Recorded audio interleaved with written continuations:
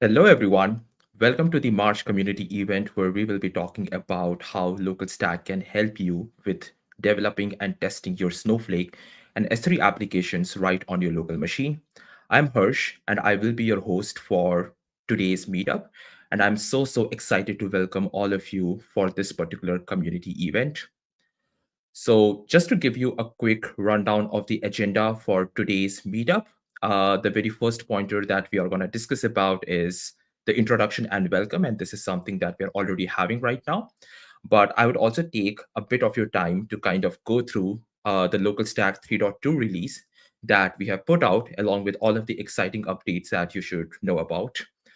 In the second pointer, we would have Waldemar, the Chief Technology Officer of LocalStack, joining us, and he would be sharing about LocalStack Snowflake Emulator, an initiative that has been in development within the LocalStack team for the past few weeks, and how it can help you build, develop, and test your Snowflake data pipelines all on your local machine. Just to tell you, I have been trying this whole tool out for the past few months, and this is really awesome. The third talk would be about the S3 secret sauce, and this would be by our own Benjamin, who has been driving a lot of S3 initiatives and making sure that we have the best possible S3 emulation available right across the whole developer ecosystem. And all of these talks will have the individual Q&A sessions. So please feel free to join us. Please feel free to put up all your questions onto the live chat. Either you're joining from LinkedIn or X or YouTube. And let's just make this whole meetup a lot fun and interactive with all of your questions and all of the insights that we can provide to you. So yes, let's get started for the day. So I would really love to introduce to all of you, all our speakers for the day. We have Waldemar joining us, who, as I said, is the CTO of LocalStack and also the co-founder. And we have Benjamin joining us, who is a software engineer working on the S3 emulation and a bunch of other things like DynamoDB, API Gateway, and more of that. So hi, Ben. Hi, Waldemar. How's it going? Pretty good. Yeah, thanks for the intro. It's awesome to be here. Really looking forward to our session in the next hour. That's awesome. I guess, yeah. Hi, Ben. How's it Hi. going for you? Yeah, good. I hope Good, thanks. I hope you're still not serious. No, it's all good. Yeah, awesome then. So yeah, I guess let's get started for the day. We would have some more introductions coming up. So let's just brace up and let's check out what are the new things that I want to introduce to you in this particular community event. But first things first, if you want to join us for the Q&A session, we are using slido.com. So it would be much preferred if you can just navigate to slido.com and you can just enter this particular code right over there. We will also share you the link on the YouTube live chat, on the X, and also on LinkedIn, so that you can just click on that link and you can join us directly to ask all your questions. Otherwise, it is quite preferable if you just put all your comments onto the individual platforms, and we'll bring them up as questions and we will directly ask them to our speakers joining us today. With that said, I guess I really quickly want to walk through the changes that we have done in LocalStack 3.2. So we released LocalStack 3.2, and this has been an exciting release with a lot of new updates.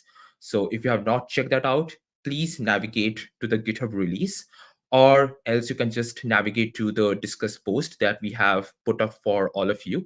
And you can basically find all of the new changes that we have done in this particular release. But just to pick up some of the most important pointers that we have put out, I just want to talk about some of them. The first one is that we have some new AWS service mocks available on LocalStack 3.2. And these service mocks are for Pinpoint and a text wrap service. These have been quite often requested by the community members, and we are so excited to have shipped them in the LocalStack Pro image. So if you want to try them out and if you want to take them up for a run, please pull the latest Docker image and just get started with using these particular services. Just as a reminder, these are still mock interfaces. So if you want to further use more emulation capabilities, uh, definitely let us know your feedback either as a GitHub issue, or maybe you can just post about that on the Discuss forum itself. The second thing that I want to mention about is the availability of new resource browsers. So the LocalStack SaaS team has been building out these resource browsers that provides you a experience that is very similar to the AWS Management Console. So we have shipped almost 10 plus resource browsers with this latest release.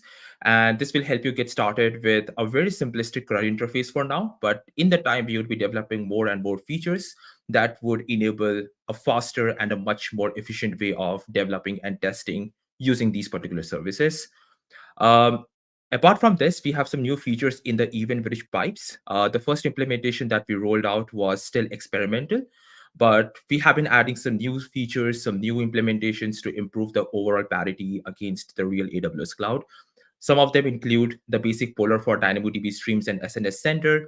We have also implemented CloudWatch logging. We have also made several improvements to batching and concurrency. So if you really want to try out the event bridge pipes, just pull the latest Docker image and get started with using the service.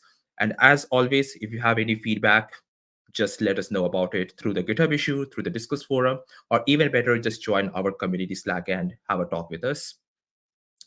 And definitely, if you want to check out more stuff, we have this Discuss post pretty much ready for you. So just go ahead with that, and you will check out some of the new features that we have rolled out, which includes input transformation in Event Bridge, additional regex filter patterns in CloudWatch, and much more than that. And just to tease this a bit, we are actually preparing the LocalStack 3.3 release. And coincidentally, this would also be coming up by tomorrow itself. So if you missed the chance to get onto the 3.2 train, you can definitely get on the 3.3 train and just get started using that. But I guess this was pretty much about what I wanted to say. I want to invite Waldemar now to the stage, who would be sharing his thoughts about the new LocalStack Snowflake emulator. So hi, Waldemar. How is it going for you? Awesome. Yeah, thanks for the intro. Really great to see all the innovations coming through in the last release and also the new upcoming one. So really looking forward to switching gears a bit from AWS to Snowflake now. Bit of a different topic that we've been pondering over the last couple of months. So yeah, maybe I'll just dive right in. I think I'm going to share my screen here. Okay, perfect. All right, let me just go to slideshow. So yeah, again, thanks Harsh for the intro. Really amazing to see all the progress that's happening in LocalStack. Big kudos to the team. So one thing that I want to briefly share today is something that we've been experimenting with essentially over the last couple of months, as Harsh already mentioned, which is a new step towards a Snowflake emulator. So first of all, what is Snowflake? Snowflake is a cloud data platform that allows for scalable data processing. So you can do things like uploading files in different formats, CSV, JSON, Parquet, and others. And then you can basically run SQL statements over these files. So you can basically create tables in databases and insert the data from these files into tables and then run selects over them, for example. But there's also much more. So there's also things like scheduled jobs if you want to create things like ETL pipelines and so on. So it's a fairly sort of elaborate platform for running data jobs and data pipelines. It also has lots of different integrations with SDKs and tools to interact with the platform. So things like Pandas data frames, Snowpark libraries, JDBC driver, and so on. And we'll see a bit more about that in just a second. There's a certain similarity to some of the data and big data services in AWS that we are already providing. So things like Athena, for example, for querying SQL over S3, Redshift, EMR, Airflow, and so on. But it's really like a very comprehensive data platform where you can run your data workflows. Now, the reason why we were interested in this because it looks like there's also a need in the community, or at least some requests on is there a local development story for Snowflake? So we've come across a couple of forum blog posts and things like Stack Overflow posts where folks were asking, okay, is there a way for us to run some of these Snowflake workloads on the local machine? It's not something that's currently available by the vendor, so we sort of set out on this journey to create a first version of that. I think the challenges we want to solve with this is similar to what we're doing in AWS and the AWS cloud, right? So speeding up development cycles, avoiding resource conflicts, having reproducible tests, and so on. So I think relatively similar story, but then the data space obviously has some specific challenges also to it, which are interesting for us to explore. So in a nutshell, this is a first beta version of this emulator that we're gonna showcase today. It can be easily installed either as an extension in LocalStack in an existing container or as a separate Docker image that we provide. It's currently in private beta stage, so please get in touch with us if you're interested in trying this out.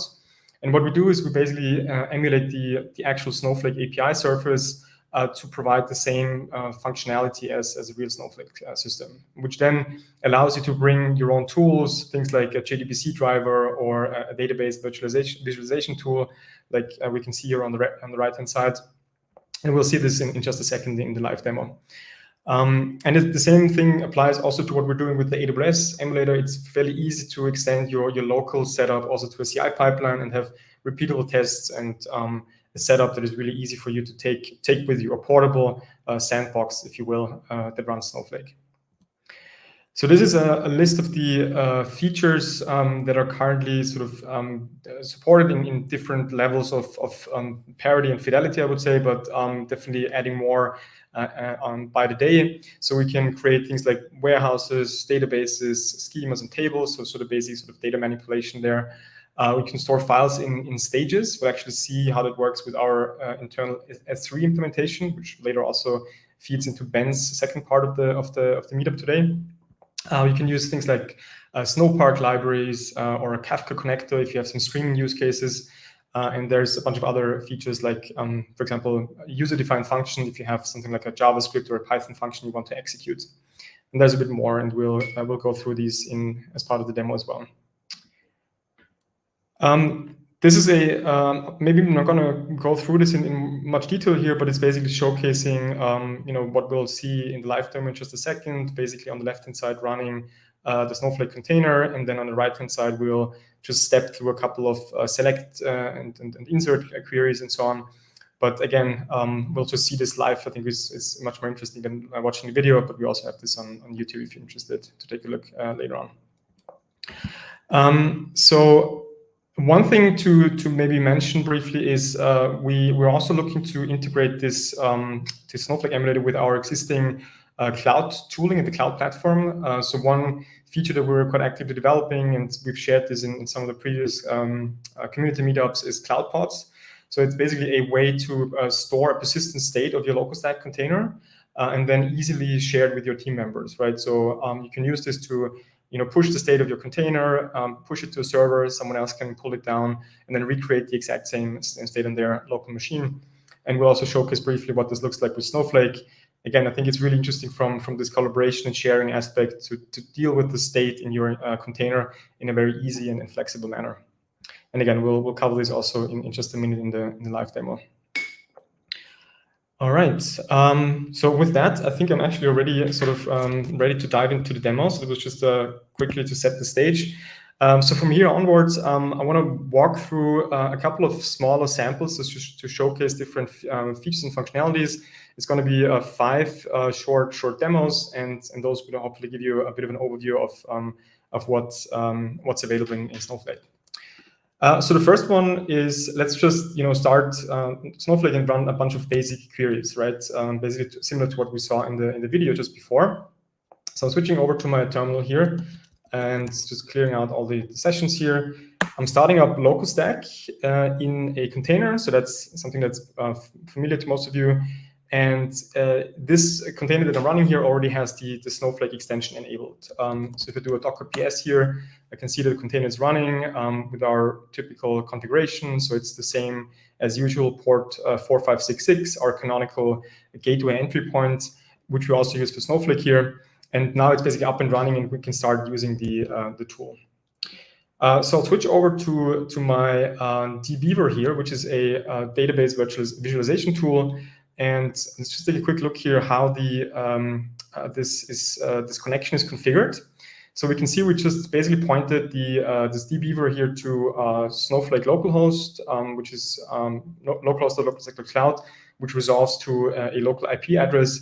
And we have just a test username and test password. So this is just the way how to configure the JDBC driver in order to talk to the local Snowflake.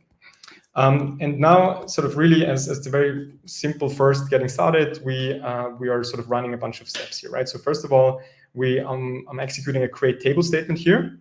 As you can see here on the left-hand side, the container is now sort of spinning up, and it's doing a bunch of processing. And now we see that the table has been created. We can now continue and step through this. So just insert some data.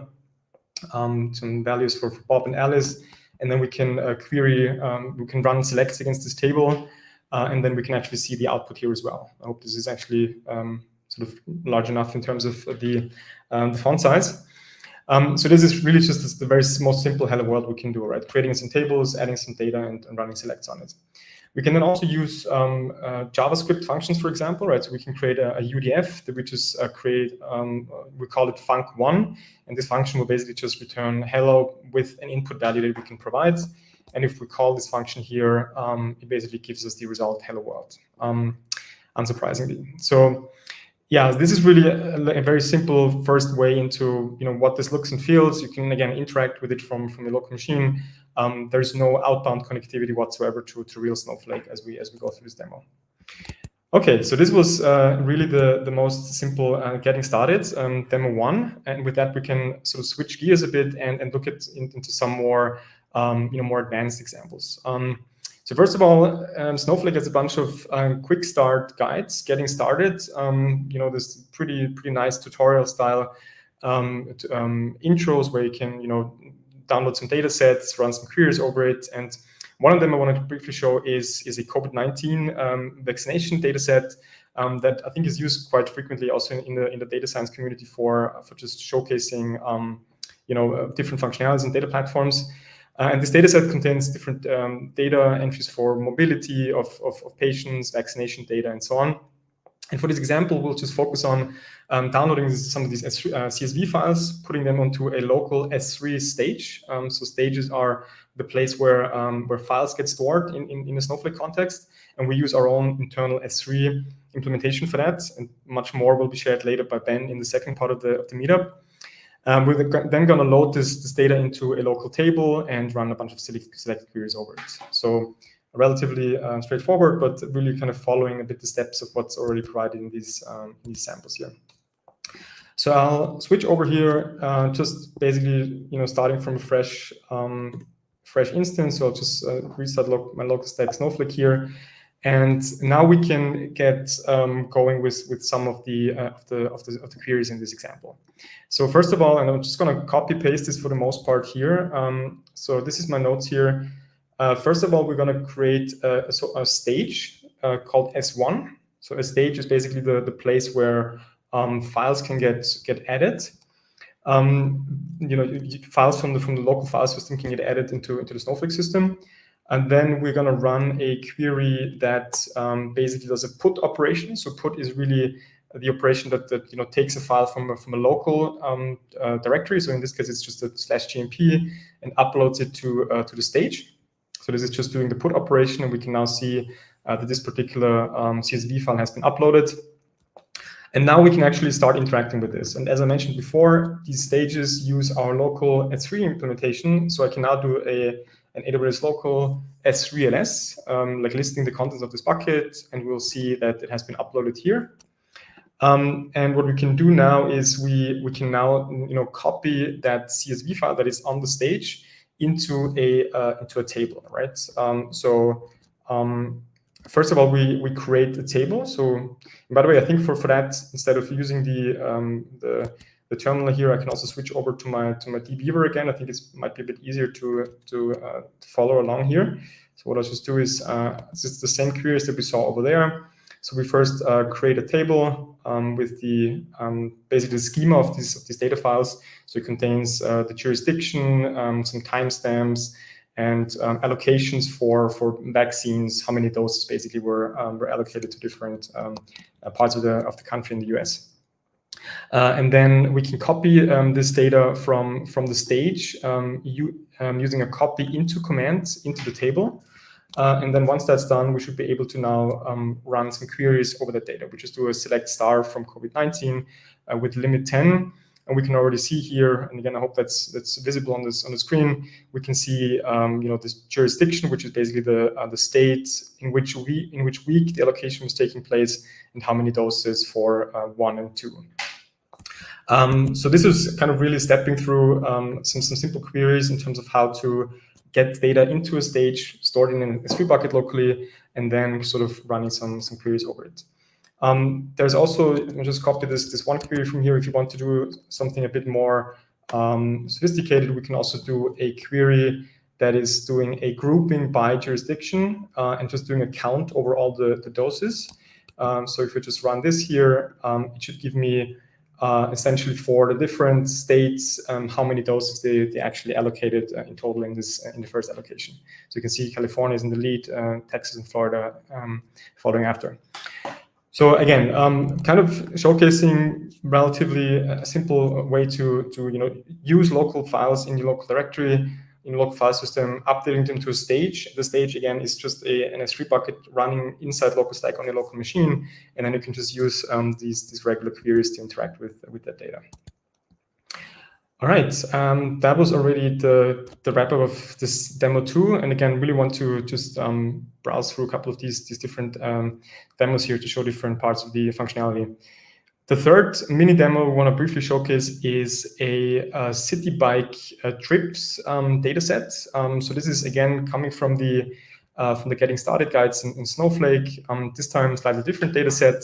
This is from the New York City city bike system, where they provide public information about mostly trips, which trips were happening at which point part of the day, and then also with some seasonal weather information, basically, at which season was that happening, what was the weather at that point in time, which can be interesting to correlate how many trips were happening during which weather conditions, for example.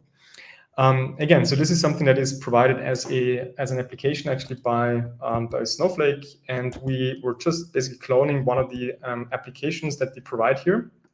So again, what I'm going to do, switch over here. I always just, as a habit, start with a fresh instance, and let's focus on our sample 3 here. So I'm first going to a different directory here. So now I'm in this directory, which has the code checked out that is provided also in a GitHub repository provided by Snowflake. And this contains a bunch of queries and also a small web application that we can then open up and kind of illustrate and visualize that data. Okay, so I'm just again copy and paste some of these commands here. So the first thing we're actually going to do is to look at this data, and that's actually available in a public S3 bucket. So I'm just making an S3 ls command here with --no sign request. So it actually calls out to real AWS to list the files in this bucket. So we have a bunch of weather data here and trips. So these are all CSV files that are gzipped. So the interesting part now about this demo is also that, so we're going to create a stage similar to what we did before, right? So we have this create stage demo data commands. But in this particular case, we're not going to use a local folder, but we're actually pointing to the actual remote public S3 bucket, right, from real AWS. So that is one of the capabilities that we built into this Snowflake emulator, that you can also either use the local S3 implementation, or you can also import data directly from remote S3, right, from the real AWS cloud. So we've created this stage now. The next thing we can do, just making sure I'm copying the right commands here. So we just created the stage, and the next step would be to create the table, right? So the table will be used to store the trips. I think I need to make sure that this is actually not copied properly.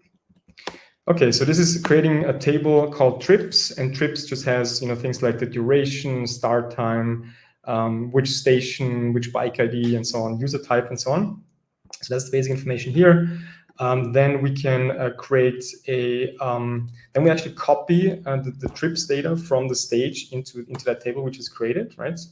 And I realized that maybe it's actually better to even go back to my dbeaver here again, because it's a bit tricky to do this from the terminal. But let's just do it here. So what's happening now we're copying the trips data, and this was actually reaching out to real AWS to download this file and put it into the table, right? So this is a pretty seamless integration here.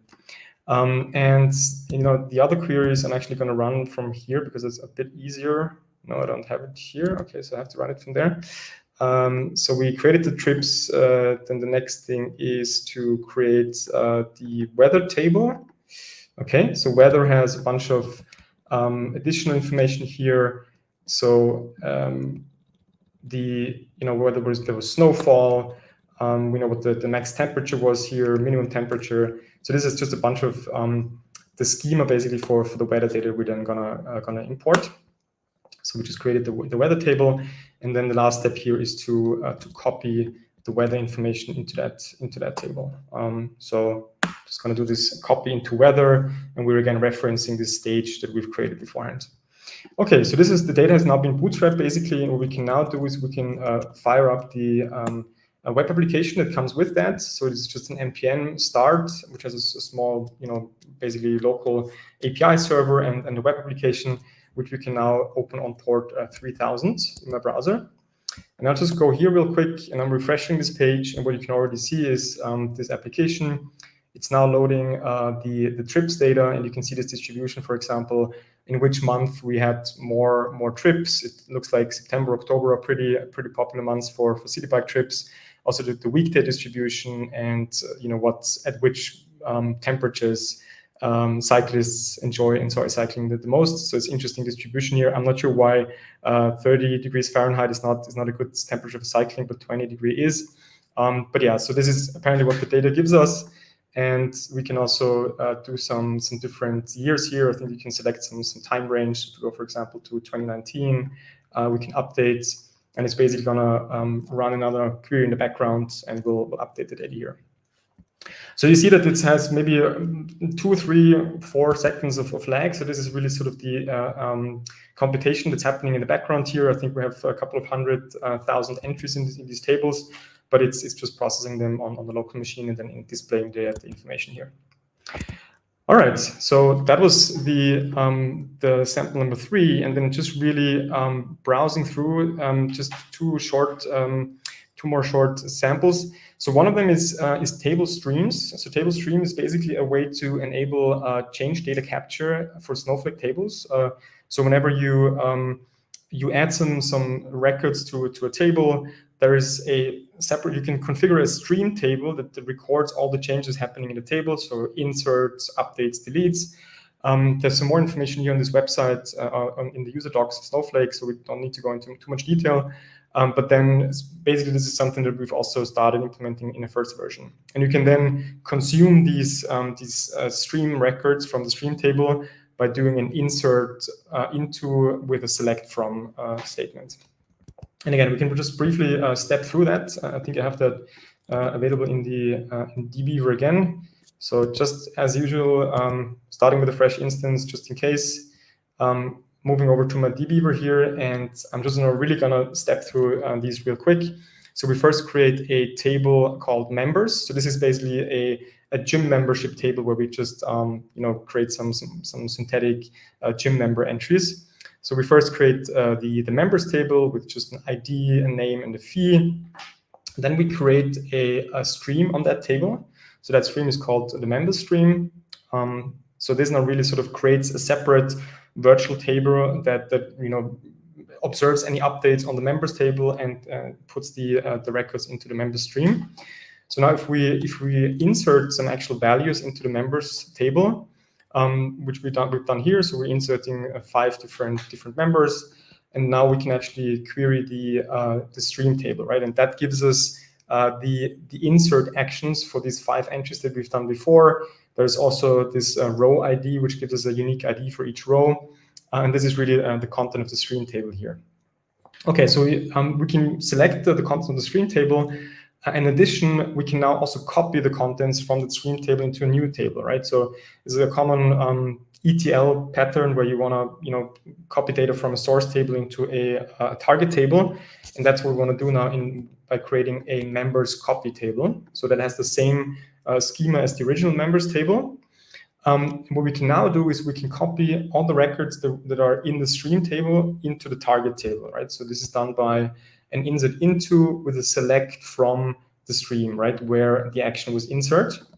So I'm just going to do this here real quick. So we did the insert, and now we've actually copied the records into the target, into the members copy. So we can see that the same details here.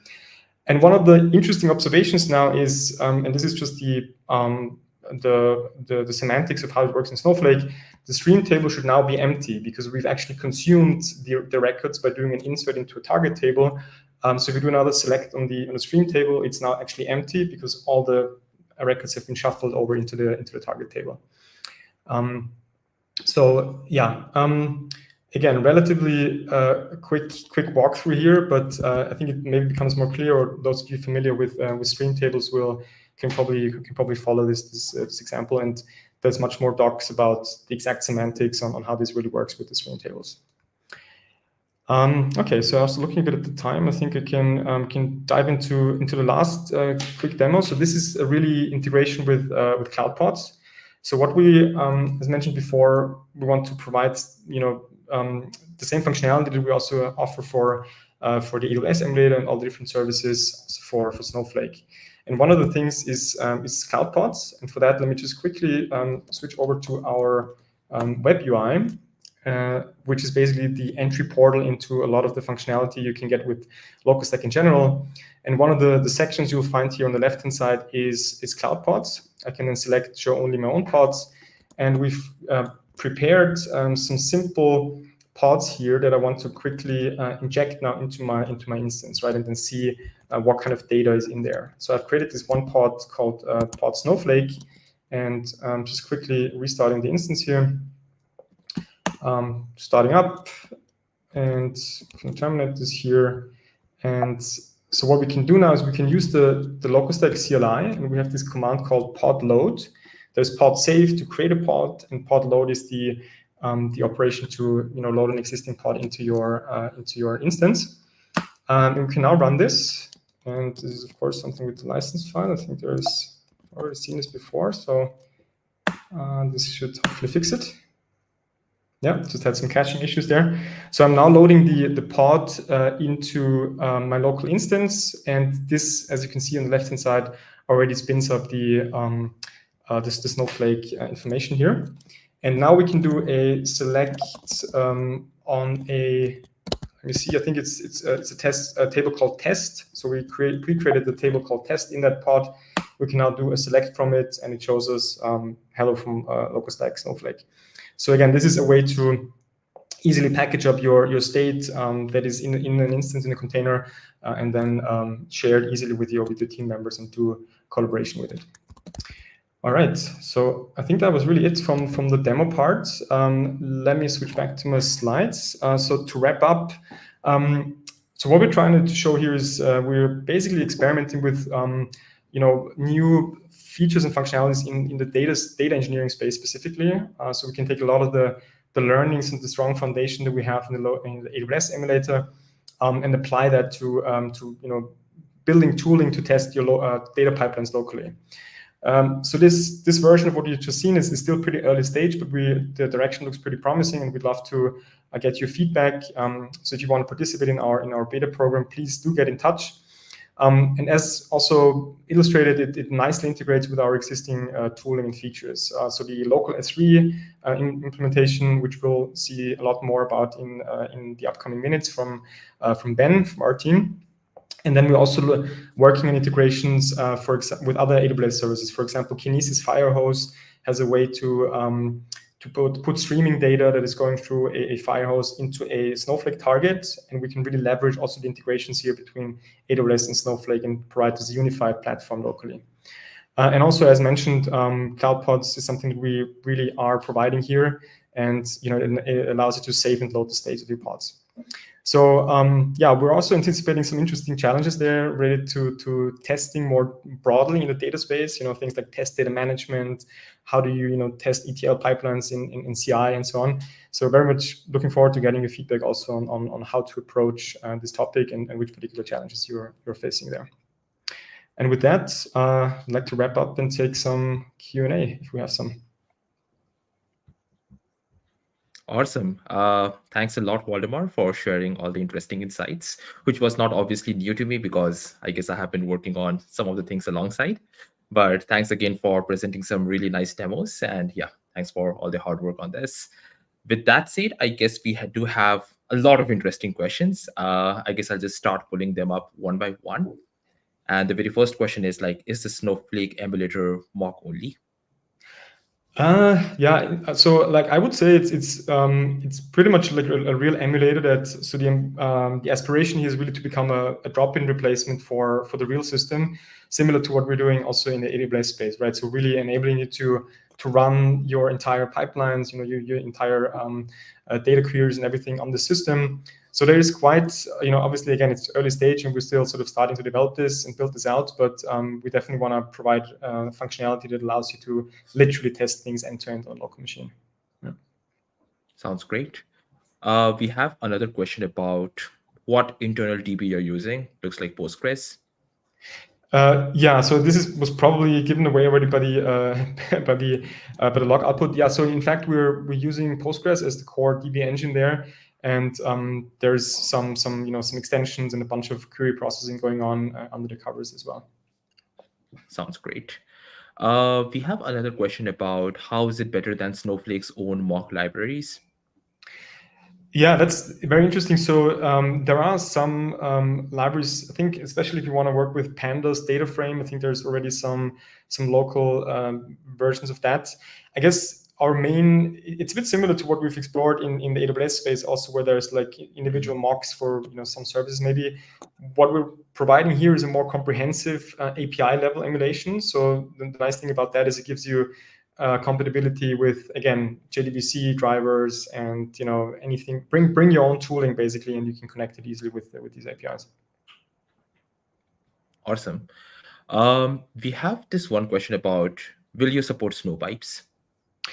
Yes, that is actually some very good point. Something we are actively investigating, and whoever wrote that question, please do reach out to us. We'd love to work with you on that. Awesome then. In case you want to reach out to us, I have already shared the link for the Slack community on our YouTube live chat. But in case you have not noticed that yet, you can just go to localstack.cloud/Slack and you can just join our Slack community right through there. There is an invitation over there, so you can just join our community and you can request for the access over there. I guess we can take up the one last question for the day, and that is, when will you support Azure? I guess we can skip the first part of the sentence. Yeah, that's a very good point. So let's put it that we have something cooking internally, and we're not quite ready to share updates really, but we do see and do hear the feedback from the community that obviously the other cloud providers are also gaining more traction, and Azure is the next natural fit for us to work on. It's not something we're sort of publicly ready to share yet, but stay tuned in the upcoming months. There's definitely some interesting updates to come there. Awesome then. I guess this was it for all the questions today. Just, I guess, some community love coming over here. So cool work, great stuff. So thanks again, Waldemar, for sharing all the interesting insights. And with that said, I guess I want to invite the next speaker to the stage. And this is Benjamin. Hey. Hello there. Hi, Harsh. How's it going for you? Pretty good. The talk of Waldemar was very interesting. I wasn't aware of actually all the new thing because the progress has been really fast, and that was pretty interesting to see. That's awesome. Cool then. So with that said, I guess I can just hand over the stage and the mic to you. So it's all yours. Get started. Thanks. Yes. So my talk is going to be about basically S3. I've been working a lot in this space in LocalStack. And the goal of this would be to show how you can leverage our implementation to help you develop locally and speed up your development. So we could basically start by talking about what even is S3. I believe most of you must know it if you've worked with AWS. It means simple storage service, and it's basically an object storage service with an HTTP API. It doesn't really get simpler than that, but it's still not always easy to work with. But luckily for us, it's used everywhere, I would say, and it made its API standard. Like a lot of other cloud provider have been using the S3 API to make their tool compatible with all of our external toolings, like Cloudflare R2, I think the Azure Blob Storage as well. And it's also an old service. It was the second AWS service that was made public by AWS. It was in 2006, so it's almost 20 years old now, and it shows in some parts. It's been followed by EC2 in 2026 as well, and SQS was actually the first service made public by AWS in 2004. They both use XML API, and yeah, it kind of shows their age sometimes, and there is a small quirks that we have to work with in LocalStack as well. We could quickly talk about S3 scale.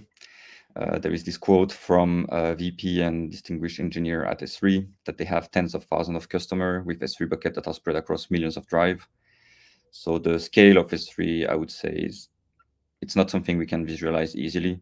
They have like a fleet of millions of hard drive, which I don't think it's easy to imagine. They process 100 million requests per second, 400 terabits per second.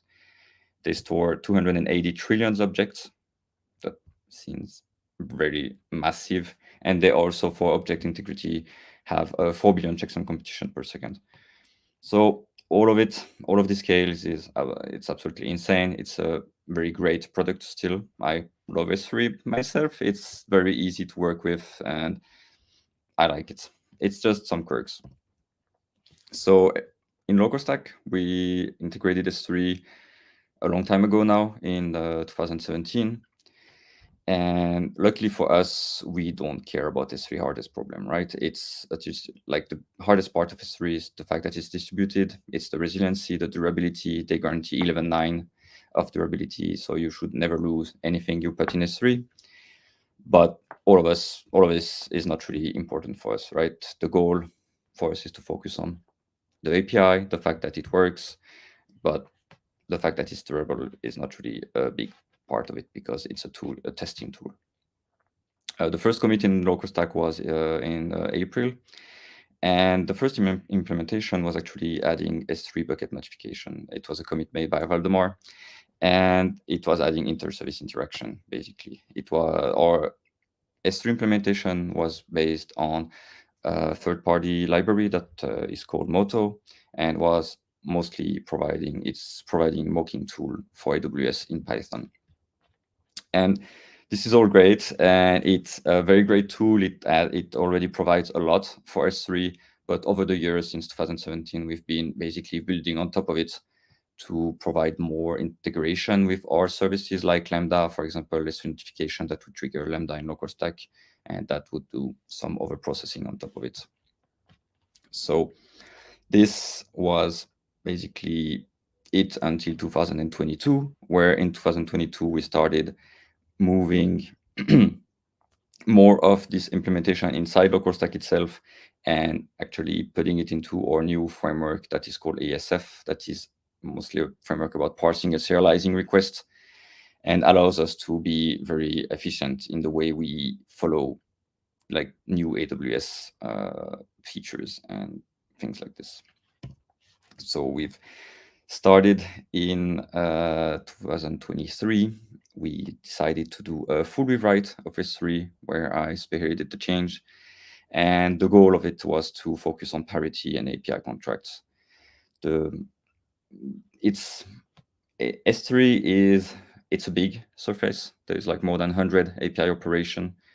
The core of it is very simple. It's basically you put an object, you get an object. You can also create some multi-parts, but small parts of object together, and then you will merge it into this one bigger object in the end, and it's a bit more efficient.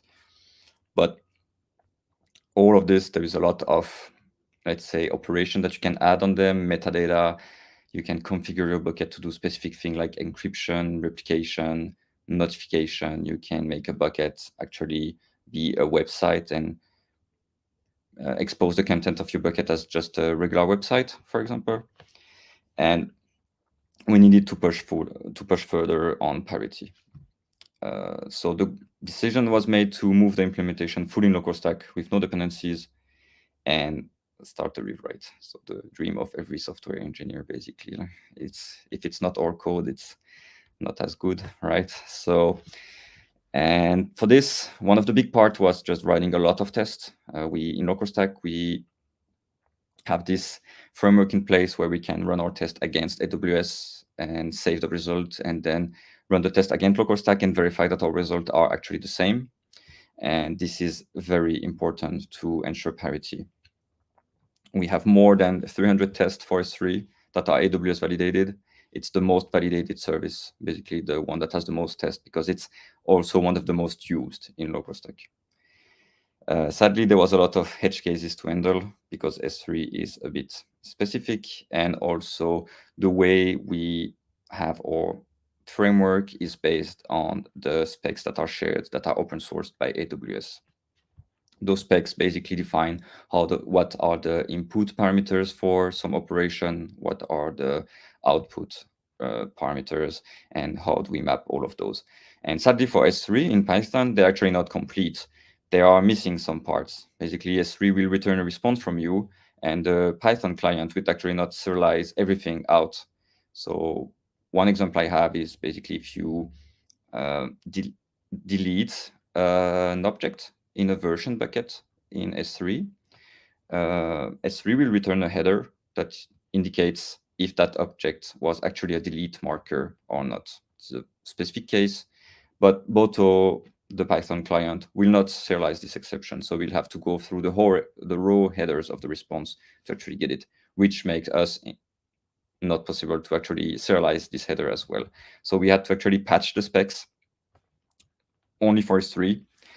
And also, for example, exception, like the exception were just default exception returned by the client, and they were not properly serialized with all the fields that were missing. So we had to actually create those exceptions from the specs. And S3 is the only service where we're doing this. There's a lot of small difference in the service and in the serializer in S3, which I think is a witness of the fact that it's almost 20 years old, and AWS is very keen on keeping backward compatibility. So they have sometimes to do some concession and not always like do some weird things that they can't really get out of. And this rewrite lasted for the full rewrite basically took maybe 2 to 3 months, but most of the work was done in one, and it gave very good results. It allowed us to have streaming support. So beforehand, we had to load the full object in memory before storing it, which was very not efficient. And it really reduced the memory usage of LocalStack when you would be putting and getting a lot of objects. And as a side effect, we had a speed and throughput increase between 10 and 30% for most put and get operation. And it can be up to 16 times faster for list operation. And we have way better parity for list operation and pagination also. We have better exception and validation done. Like the validation, our goal in LocalStack is that if you do something that AWS wouldn't allow, you shouldn't be allowed to do it in LocalStack either. It should raise the exception so you don't have the case where you create your application, it works with LocalStack and you deploy in AWS and then it fails. I think that's not really good user experience, and this is something we've put a lot of effort into making it better. Also better bucket versioning support. The support before was a bit clunky at times, so we try to put a bit more focus in this. And yeah, like I said earlier, better parity overall. Like there is more than a quarter of our test that only works for the new implementation and not the legacy one that is still available with a feature flag.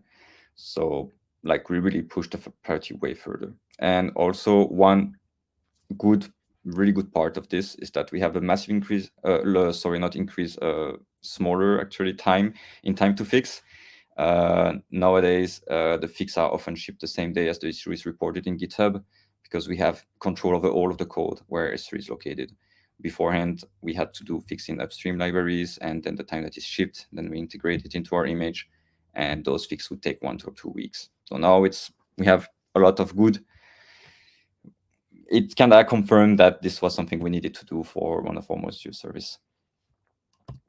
And I think now, after all of these talks, we could maybe go over a small demo into showing how you can actually use LocalStack and S3 to test your local application. And basically, you can now, yes, we'll show how to test this. So how to test this application. Sorry. I would like to basically show InfluxDB. They've been doing a big rewrite. I don't know if some of you are familiar with it. It's this time series database that have decided to do a big rewrite in Rust in, I think, 2021. And they decided to use open source technologies also, and most the biggest is the Apache ecosystem, the Arrow ecosystem, and Data Fusion to be able to nicely extend with other third parties. And this rewrite has been going on for, I think, almost 2 years now. And they already have it in online for their cloud development, but they have this open source repo that you can build yourself, that you can build a Docker image from. And the big change with this new database is that they are splitting, like a lot of new products today, the compute layer from the storage layer. And they have all of this basically compute layer that is in their open source repo. That's what they're providing, which is all of this part. And they are building this on top of object store, S3, GCP, Azure, you name them. And right now we're interested in the object store part, right? S3. So what we could show in this demo is that you can actually build this image yourself and make it work with LocalStack S3 to get like faster feedback and actually understand what the image is doing. We could imagine I'm a InfluxDB contributor and I would like to start contributing to the repo, but I don't want to start an AWS account, so I could quickly give it a try. So this is the repo of InfluxDB. I've done this Docker Compose, where we basically have the LocalStack image. We use the latest. We will have the InfluxDB image that I've built myself from the repo. And we will also have another third-party tool that works with S3, which is FileStash. It provides a nice UI on top of multiple backends like FTP, S3, and some others. So what we could start with is starting the Docker Compose. Let's see that everything is properly created. You can go back to here. There is this specific health check here because I think InfluxDB is still heavily in development, and when the object store is not available right now, it tends to crash. So this is not really great. So I have to basically, we're using this nice initialization hook from LocalStack. It allows you to provide some bash script that will create some state once you start LocalStack. So in that case, I'm just creating a S3 bucket, and then we just wait that this S3 bucket is ready before actually starting InfluxDB. I had to dig through the code to understand exactly how to start it with S3 as a backend and set some configuration file because it would dump the state. It has this kind of buffer where you will only get the data into S. It will keep everything in memory when you write to it, and then it will dump it into S3 around 30 minutes later. We will try to make it faster, so to not make this last very long. So let's go back to the logs. Everything is created. We can follow the log of LocalStack, the logs of InfluxDB, and the log of FileStash. Basically, we can see here that it's nicely initialized. It uses the endpoint of LocalStack. It's connected to LocalStack. And here we can see from the very verbose log that we had the health check. The init script here was creating nicely the bucket. And also we can see some requests around here that are actually done by InfluxDB already. So we can properly see that they're properly created from, I would say, the user agent here, object store, which is the library that InfluxDB uses under the hood to communicate with S3. Yes, so we could go on and configure FileStash. This is normally there should be no logging, but an admin settings. Yes, we could just create a random admin password, and we're gonna go configure it to listen to. To listen to S3. Let's go and delete all the backends and just configure it with S3. We won't put any authentication middleware, and we'll just go over the settings. I think there should be more settings than this, if I remember well, but I can't. This is the demo effect. Normally, I should be able to have more configuration. Interesting. That is not great. No, yeah, that's this. correct. Yeah. That is not great. Well, in the worst case, we can skip that part, but we were supposed to be able to configure S3, but it doesn't seem like this is possible right now. Okay, well, too bad. Maybe, yeah. Yes, maybe here. Yeah, no, I can. The demo effects that worked the last time I've tried it, but we can just skip that part, I would say. There was supposed to be another settings. Anyway, that's okay. We can just do regular comments. So we can just do a regular comment over AWS local S3 and do some ls, and we can see our bucket, and then we can go into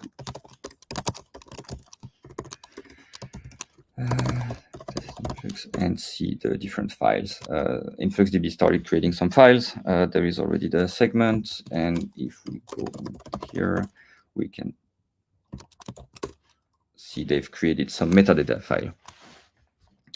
Yes, this kind of threw me off a little, but that's all right. We're gonna bash into the InfluxDB container and see the data.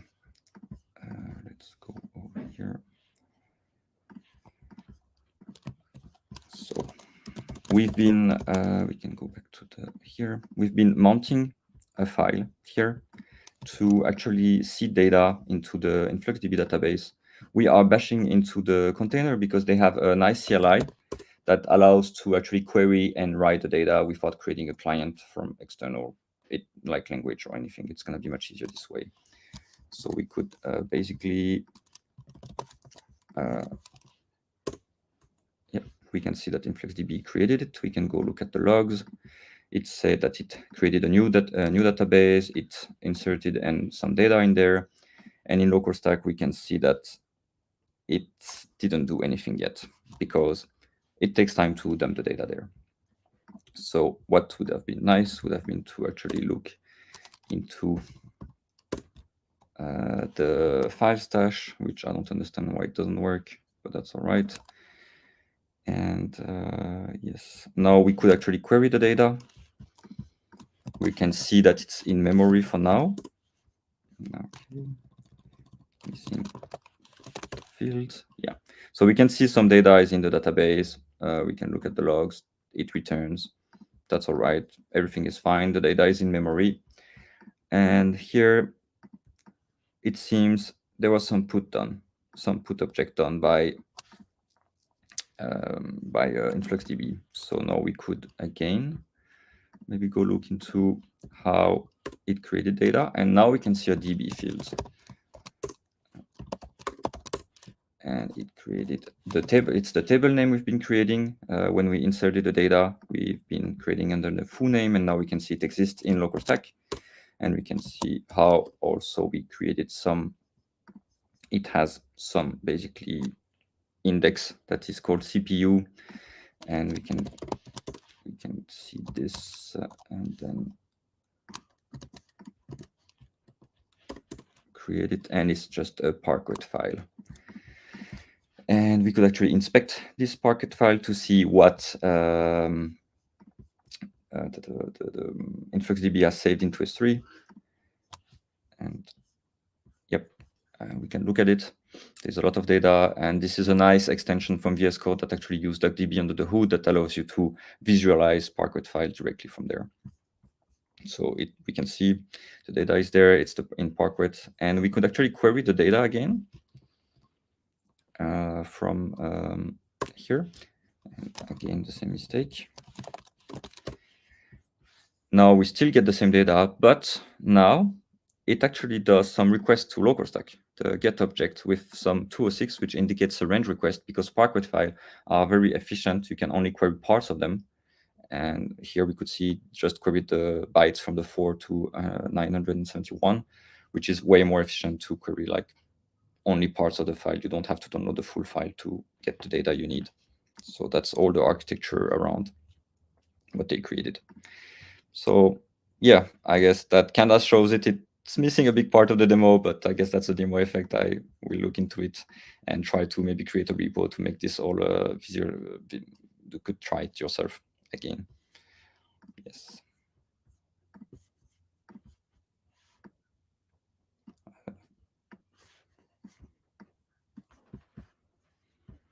Yes.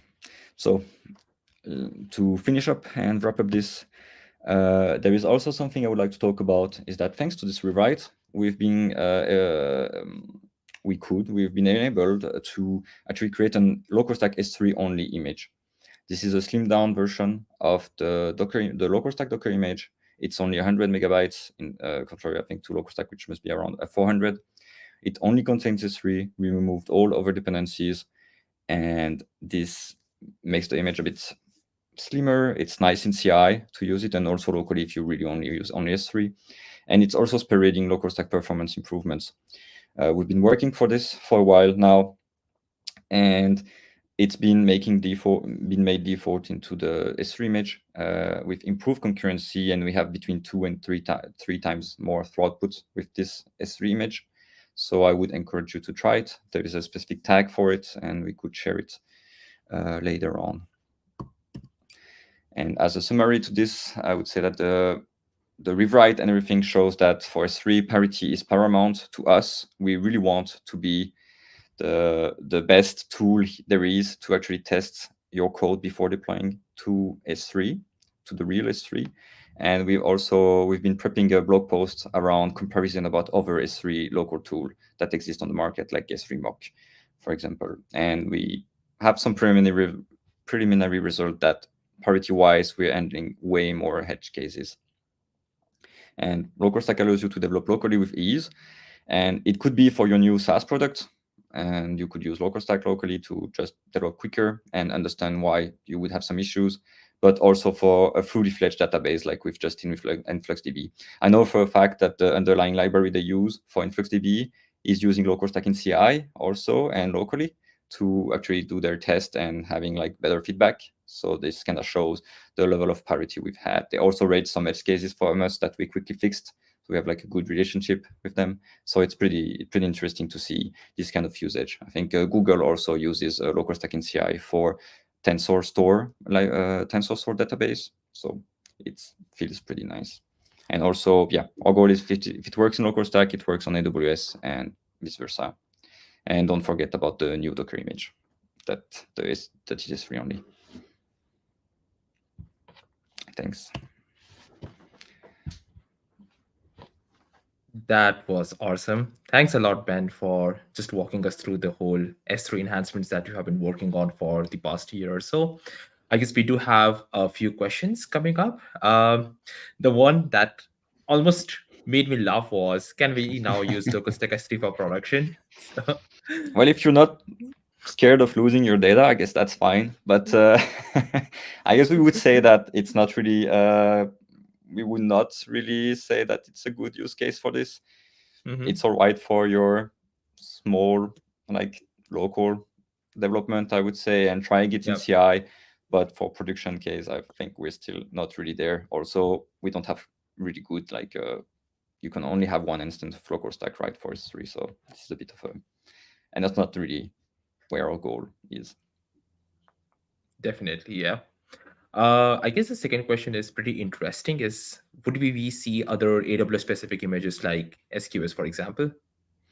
I think that's in the plans. We are looking into this. This S3 image was also like a nice showcase that we can actually do it, and we've been working towards this. So I would say the SQS one is normally possible. We don't have it. The implementation of SQS is also fully contained into LocalStack. So we would have ways to provide this kind of same slimmed down image for SQS. That's part of the roadmap, I would say, but I can't give a specific ETA about this. And if I'm not wrong, SQS is also almost zero dependency, local stack native. So yeah, the implementation is fully in LocalStack, yes, and fully definitely. in Python. I guess we have the third question that is almost similar to what you mentioned at the end. Is like, how is local stack comparing against other S3 mocks? I think we'll see more about this in the blog post that is going to come out, I would say, in the few next days or next week, maybe. Yeah. And I would say it's pretty good. We are, I Mm-hmm. would say, better. Not wanting to toot my own horn, but we've been. It's just that our focus is parity, and Mm-hmm. S3 Mux, the S3 Mux from Adobe is not supporting as much. There's also they don't support, for example, virtual host-based buckets, and they have like big limitation. And often another one that's coming often is Minayo, right? And it's the same. Their use case is production ready. They are for production, and their goal is to be compatible with as many external tools there is.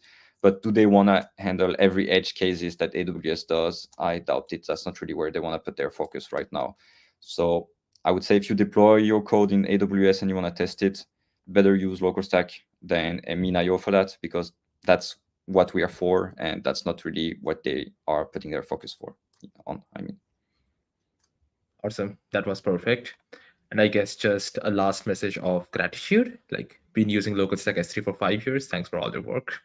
And I guess awesome. thanks to all the community members who took a lot of time in kind of reporting us like bug reports, feedbacks, and a lot of areas where we could improve in, because the reason why we are here is because of the entire community out together. So yeah, thanks to our community for helping us out with a lot of these things. Definitely, I am very grateful for all the bug reports. Like, I'm just Mhm. happy to wake up with a bug report on S3 because it just means we're just Yeah. further like closer to parity. Thanks. Yeah. And I cannot stress like how many people have actually said thank you for fixing their because of you fixing their bug reports in the record time. So yeah, thanks for all your hard work on this as well.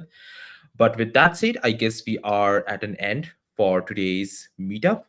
So thank you everyone who joined across all the different platforms, and thanks for staying with us, hearing from us all about the recent developments on the Snowflake and the S3 emulation. And we are so much grateful to have you for these regular monthly meetups. So yeah, if you are new to the LocalStack community events, just join our meetup community right over there, and just stay updated with all of the future meetups that we will be organizing. With that said, I hope have a great rest of the day, and we will all see you in the next meetup that will be coming up pretty soon. So, yeah,